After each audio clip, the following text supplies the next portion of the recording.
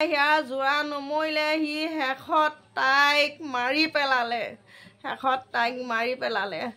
মই কি ক'ম আৰু তাক উচিত শাস্তি দিয়ক সি উচিত শাস্তি পাওক মোৰ বুকুৰ জুইকুৰা তাৰ মাক বাপেকৰ বুকুটো জ্বলক মোৰ ছোৱালীজনী মই যেতিয়া পাইছিলোঁগৈ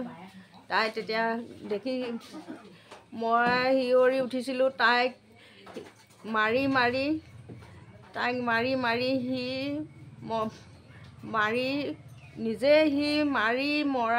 তাই মৰাৰ ৰূপ দি থৈছিলে তাইৰ মুখত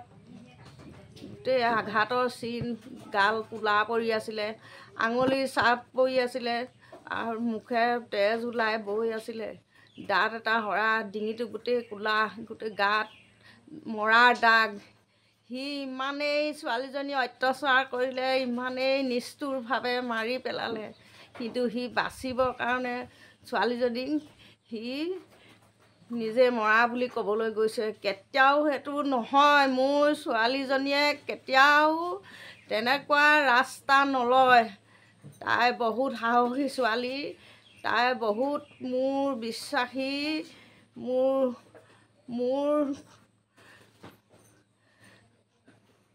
মোৰ ক'বলৈ ভাষা নাই মোৰ কাৰণে তাইক মই সম্পূৰ্ণ জানো তেনেকুৱা ৰাস্তাত তাই নলয় তেনেকুৱা কথা তাই নাভাবে কেতিয়াও নাভাবে সি মাৰিছে আগতেও সি তেনেকুৱা ধৰণৰ চেষ্টা চলাইছে তাৰ বেলেগ ছোৱালীৰ লগত সম্পৰ্ক আছে বুলি মোক তাই জনাইছে কিছুমান মেছেজ তাই মোবাইলত সংৰক্ষণ কৰি থৈছোঁ বুলিও মোক কৈছে বেলেগ ছোৱালীলৈ মেছেজ লিখা তাইক তাৰ মোবাইলটো চুবলৈ নিদিয়ে লুকুৱাই থয় আৰু মোবাইলটো চালে বা চুলেই পেটৰ তৰ্কাতৰ্কি হয় আৰু সি তাইক ৰাগাৰাগি কৰে তাইক মাৰিবলৈ বিচাৰে কি হৈছিলে মানে যোৱা অক্টোবৰ মাহৰ 2023 চনৰ অক্টোবৰ মাহৰ 3 তাৰিখে মোৰ কন্যা পংখী সন্দিকৈ হাপেখাতি 2 নং কঠীয়াখন্দা গাঁৱৰ নিবাসী হৰেণ দাসৰ পুত্ৰ নিধিকেশ দাসৰ লগত সামাজিকভাৱে বিবাহ দিয়া হৈছিলে আৰু তেওঁ যে কিছুমান মানে বহুত তেওঁ এজন CRCI স্কুলৰ শিক্ষকৰ তেওঁ যে এনেকুৱা ভিতৰত যে এনেকুৱা মানুহ আছিলে মই নাজানিছিলোঁ ছোৱালীজনী নিয়াৰ পিছতে তেওঁ মানে মনে মনে অকথ্য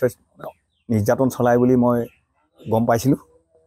আমালৈ ফোন কৰিছিলে মাকলৈ খালি মোক কথাবোৰ মাকে শুদ্ধকৈ নক'লে মই কিমান কাজিয়া কৰিমগৈ বুলি সেই হেতুকে এতিয়া মানে বলপূৰ্বকভাৱে সিয়ে হত্যা কৰিছে আৰু দ্বিতীয় কথা হ'ল কি তেওঁ বহুত গীতিকাৰ সুৰকাৰ লগতো চাহ চিনাকি আছে তেওঁলোকৰ লগত থাকে তেওঁলোকৰ লগত গৈ মোৰ ছোৱালীজনীও প্ৰগ্ৰেম চাইছে কৰিছে খাইছেগৈ সেই গীতিকাৰ সুৰকাৰসকলেও যাতে মানে চিন্তা কৰে যে পংখী কি আছিলে আৰু তাইক কেলেই এনেকুৱা কৰিলে কিয় মাৰিলে এইটো তেওঁলোকেও যাতে মানে তাক ত্যাগ কৰি তাৰ মানে সুব্যৱস্থা কৰিব লাগে মানে দোষীক মানে দণ্ড দিয়া ব্যৱস্থাটো কৰিব লাগে সেই গায়কসকললৈও মই অনুৰোধ জনাইছোঁ